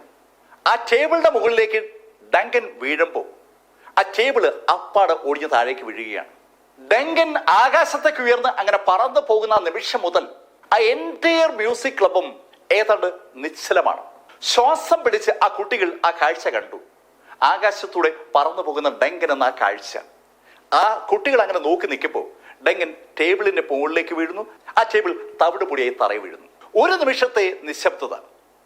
ആ നിശബ്ദതയ്ക്ക് വിരാമം ഇട്ടുകൊണ്ട് നീല് അയാളുടെ കൂടെയുള്ള ആളോട് പറഞ്ഞു, നമുക്ക് സ്ഥലം വിടാം. ഡസൻ തൊട്ടിരിക്കുന്നത് ഡോയൽ കുടുംബത്തിലെ ഡങ്കൻ ഡോയലിനെയാണ്. സാക്ഷാൽ ടെറി ഡോയലിന്റെ അനുജൻ ഡങ്കൻ ഡോയലിനെ തൊട്ടാൽ പിന്നെ എന്ത് സംഭവിക്കുമെന്ന് പറയാൻ പറ്റില്ല. ആ മിൽസ്ബർഗിലെ ഒരുപാട് കുടുംബങ്ങൾക്കും സ്ഥാപനങ്ങൾക്കും സെക്യൂരിറ്റി സ്റ്റാഫുകളെ സപ്ലൈ ചെയ്യുന്ന ടെറി ഡോയലിന്റെ കീഴിൽ ഒരു വൻ ടീമുണ്ട്. ആ ടീം അവിടേക്ക് വന്നാൽ പിന്നെ അവർക്കാർക്കും രക്ഷപ്പെടാൻ പറ്റില്ല. നീല് പറഞ്ഞതിന്റെ അർത്ഥം ആ ടീമിന് മനസ്സിലായി. അവർ പെട്ടെന്ന് തന്നെ ആ മ്യൂസിക് ക്ലബിൽ നിന്ന് പുറത്തേക്ക് ഇറങ്ങിയാണ്. ഇതേ ശൈലി തന്നെ മറ്റാളുകളും പുറത്തേക്ക് ഇറങ്ങി. ഇപ്പോ ഡസ്റ്റിനും അബിഗലും റൂബിയുമാണ് അവിടെ ഉള്ളത്. റൂബി സ്റ്റേജിൽ നിന്ന് ഇറങ്ങി ഡസ്റ്റിന് അടുത്തേക്ക് വന്നു. അവൾ ശരിക്കും സന്തോഷത്തിലാണ്. അവൾ ഡസ്റ്റിനോട് പറഞ്ഞു, thank you. Hey Ruby, thanks ഒക്കെ അവിടെ ഇരിക്കട്ടെ. ഞാൻ റൂബിക്ക് മുടക്കിയ ആ 10 മില്യൺ എനിക്ക് തിരിച്ചു വേണേ. ഡസ്റ്റിന് എനിക്ക് നോക്ക് റൂബി, ഞാൻ നിന്നെ രക്ഷിക്കാൻ വേണ്ടി മുടക്കിയതല്ലേ. റൂബിക്ക് ഡസ്റ്റിൻ പറയുന്നതിന്റെ അർത്ഥം മനസ്സിലായി. റൂബിക്ക് വേണ്ടി പണം മുടക്കിയതല്ല ഡസ്റ്റിൻ, റൂബിയെ രക്ഷിക്കാൻ വേണ്ടി മുടക്കിയതാണ്. അത് മനസ്സിലാക്കിയ റൂബി ഡസ്റ്റിനോട് പറഞ്ഞു, ഓക്കെ ഡസ്റ്റിൻ, ഞാൻ ഡസ്റ്റിന്റെ അക്കൗണ്ടിലേക്ക് പണം ട്രാൻസ്ഫർ ചെയ്യാം, ഡസ്റ്റിന്റെ നമ്പർ തന്നെ. ഡസ്റ്റിൻ ഉടൻ തന്നെ റൂബിക്ക് നമ്പറൊക്കെ ഹാൻഡ് ഓവർ ചെയ്തു. റൂബിക്ക് നമ്പറെല്ലാം ഹാൻഡ് ഓവർ ചെയ്തതും റൂബി ഡസ്റ്റിനോട് പറഞ്ഞു, ഡസ്റ്റിൻ എന്റെ നമ്പർ ഒന്ന് കുറിച്ചു. റൂബി പറഞ്ഞ നമ്പർ ഡസ്റ്റിന്റെ ഫോണിൽ സേവ് ചെയ്തു. ഡസ്റ്റിൻ ഡോയൽ കുടുംബത്തെക്കുറിച്ച് ആലോചിച്ച് ടെൻഷനൊന്നും അടിക്കണ്ട, എന്തെങ്കിലും പ്രശ്നം ഉണ്ടായാൽ ഈ നമ്പറിലൊന്ന് വിളിച്ചാൽ മതി. അങ്ങനെ പറഞ്ഞിട്ട് അവൾ ചിരിച്ചുകൊണ്ട് ആ ഹാളിൽ നിന്ന് പുറത്തേക്ക് നീങ്ങുകയാണ്. പുറത്തേക്ക് പോകുന്ന റൂബി ഒന്ന് നോക്കിയിട്ട് ഡസ്റ്റിൻ അബിഗലിനോട് ചോദിച്ചു, ഏയ് അബിഗൽ, ആരായി റൂബി? അങ്കിൾ, കൃത്യമായിട്ടും എനിക്കും അറിയത്തില്ല, എൻ്റെ ഫ്രണ്ടാണ്, ഈ മ്യൂസിക് ക്ലബിലേക്ക് വെച്ച് പരിചയപ്പെട്ടുള്ള ഫ്രണ്ട്ഷിപ്പാണ് എനിക്കുള്ളത്. അവളുടെ വീട്ടുകാരുടെ ബിസിനസ് ഒന്നും എനിക്കറിയത്തില്ല. റൂബി സാധാരണഗതിയിലുള്ള ഒരു പെണ്ണ് അല്ല, അങ്ങനെ തോന്നലാണ് റൂബിയുടെ പെരുമാറ്റം ഡസ്റ്റിൽ ഉണ്ടാക്കിയത്. ഡോയൽ കുടുംബത്തെക്കുറിച്ച് അവൾ പറഞ്ഞ വാചകം ഡസ്റ്റിന്റെ മനസ്സിലുണ്ട്. ഡോയൽ കുടുംബം എന്തെങ്കിലും പ്രശ്നമുണ്ടാക്കിയാൽ റൂബി ഒന്ന് വിളിച്ചാൽ മതിയെന്നാണ് ഡസ്റ്റിനോട് റൂബി പറഞ്ഞത്. വീട്ടിലേക്ക് മടങ്ങുമ്പോഴും റൂബി പറഞ്ഞ ആ വാചകം ഡസ്റ്റിന്റെ മനസ്സിലുണ്ട്. പിറ്റേന്ന് രാവിലെ ഏകദേശം ഒരു 10 മണിയാകും. ഡസ്റ്റിൻ ചില പുസ്തകങ്ങൾ വായിച്ചുകൊണ്ടിരിക്കുമ്പോഴാണ് വീടിന്റെ കോളിംഗ് ബെൽ അടിക്കുന്നത്. വാതിൽ തുറന്ന് ഡസ്റ്റിൻ കാണുന്നത് സാക്ഷാൽ റൂത്ത് ഹാർമണിയാണ്. ഏയ് റൂത്ത്, എന്തു പറ്റി? ഡസ്റ്റിൻ, ഒരു വിഷയമുണ്ട്, അച്ഛന് തീരെ സുഖമില്ല. ഏയ്, അച്ഛൻ മരിച്ചൊന്നും പോയില്ലല്ലോ, അച്ഛൻ ഇപ്പോഴും ഉണ്ടല്ലോ. ഡസ്റ്റിൻ, ഏയ് റൂത്ത്, നിന്റെ അച്ഛന് കുഴപ്പമുണ്ടെന്ന് എനിക്കറിയാം. അച്ഛൻ പക്ഷേ ഇന്ന് മരിക്കത്തില്ല, നാളെ കൂടെ ജീവനുണ്ടാവും. ഡസ്റ്റിന് എന്തായി പറയുന്നത്? അച്ഛൻ എങ്ങനെ രക്ഷിക്കണം? റൂത്ത്, നിന്റെ അച്ഛന്റെ ജീവൻ രക്ഷിക്കാൻ എനിക്ക് പറ്റും, ഞാനത് ചെയ്യുകയും ചെയ്യും. പക്ഷെ എനിക്കൊരു കണ്ടീഷൻ ഉണ്ട്. ഡസ്റ്റിൻ, എന്താ കണ്ടീഷൻ? നടാഷയുടെ കല്യാണം റദ്ദാക്കണം. ഡസ്റ്റിൻ എന്തായി പറയുന്നത്? നടാഷയെ ഗ്രാൻഡ് കുടുംബത്തിലെ ടൈലറെ കൊണ്ട് വിവാഹം കഴിപ്പിക്കാനുള്ള ആ തീരുമാനത്തിൽ നിന്ന് നിന്റെ അച്ഛൻ പിന്മാറണം. ഡസ്റ്റിൻ, അത് നടക്കില്ല. അതെന്താ? ഡസ്റ്റിന് അച്ഛനെ കുറിച്ച് അറിഞ്ഞുകൂടാത്തോണ്ടാണ് ഇങ്ങനെ പറയുന്നത്. അച്ഛൻ ഒരു കാര്യം തീരുമാനിച്ചാൽ അതിന്ന് പിന്മാറില്ല. ഏയ് റൂത്ത്, നിന്റെ അച്ഛന്റെ ജീവനല്ലേ ഇപ്പൊ ഇവിടെ പ്രധാനം.